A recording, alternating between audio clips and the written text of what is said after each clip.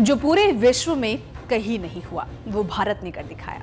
हम ऐसा इसलिए बोल रहे हैं क्योंकि G20 सम्मेलन जो कि भारत में आयोजित हुआ 8 सितंबर को इसकी शुरुआत हुई, लेकिन G20 समिट शुरू होने से पहले ही रूस के विदेश मंत्री सर्गेई लावरोव ने भारत को चेताया था कि अगर हमारे विचारों को नजरअंदाज किया गया तो वो G20 के घोषणा पत्र को रोक देंगे। जिसके बाद से ही सबके मन में एक ही सवाल था कि नई दिल्ली के G20 समिट के नतीजे के रूप में साझा बयान यानी ज्वाइंट स्टेटमेंट आएगा या नहीं। जिस तरह दुनिया का ये सबसे बड़ा कूटनीतिक जुटान रूस यूक्रेन संघर्ष पर दो हिस्सों में बटा दिख रहा था, उससे संकेत यही थे कि समिट के आखिरी दिन सहमति शायद ही बन सके।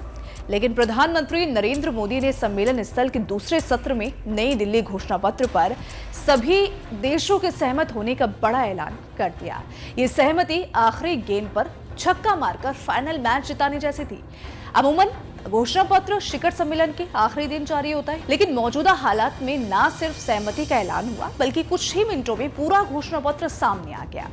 इस सहमति को भारत की सबसे बड़ी जीत और दुनिया की सबसे अहम कूटनीतिक घटना माना जा रहा है, जिसके व्यापक असर होंगे। लेकिन सवाल यह है कि आखिर इस सहमति बनी कैसे। सूत्रों के अनुसार तमाम देशों के बीच गतिरोध के बीच अंतिम समय में प्रधानमंत्री मोदी के निर्देश पर राष्ट्रीय सुरक्षा सलाहकार NSA अजीत डोभाल की एंट्री हुई। डोभाल ने तमाम देशों के प्रतिनिधियों से बात की। 8 और 9 की पूरी रात दोनों पक्षों से बात कर सहमति बनाने की दिशा में आखिरी कोशिश शुरू हुई। भारत ने इस मामले में रणनीति बदलते हुए अलग अलग कूटनीतिक चैनल खोले और 9 तारीख की देर शाम तक इसमें बड़ी प्रगति भी हुई। इसके बाद चीन का रुख अचानक बदल गया। अब तक यूक्रेन के मुद्दे पर रूस के रुख से इतर चीन कुछ भी नहीं सुन रहा था, लेकिन अचानक इस मसले पर उसने भी बातचीत शुरू की। भारत को आम सहमति के लिए यही बड़ी विंडो दिखी। ऐसा नहीं है कि सिर्फ यूक्रेन मुद्दे पर ही गतिरोध बना हुआ है। जीवाश्म ईंधन यानी पेट्रोलियम पदार्थों के मुद्दे पर भी कुछ देशों में गतिरोध है।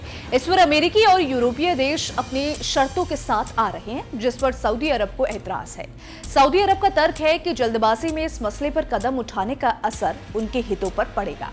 खुद मेजबान भारत के साथ साथ कुछ विकासशील देशों को पर्यावरण से जुड़े मुद्दों को कुछ प्रावधानों पर ऐतराज रहा है, लेकिन अधिकारियों के अनुसार पहले से तय था कि इन्हें अंतिम समय में सुलझाया जाएगा।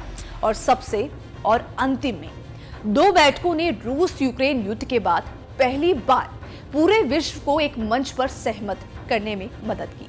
पहली मीटिंग इंडोनेशिया के जकार्ता में विदेश मंत्री S जयशंकर की रूस के विदेश मंत्री सर्गेई लावरोव से हुई और दूसरी मीटिंग प्रधानमंत्री नरेंद्र मोदी और अमेरिकी राष्ट्रपति जो बाइडेन के बीच रही।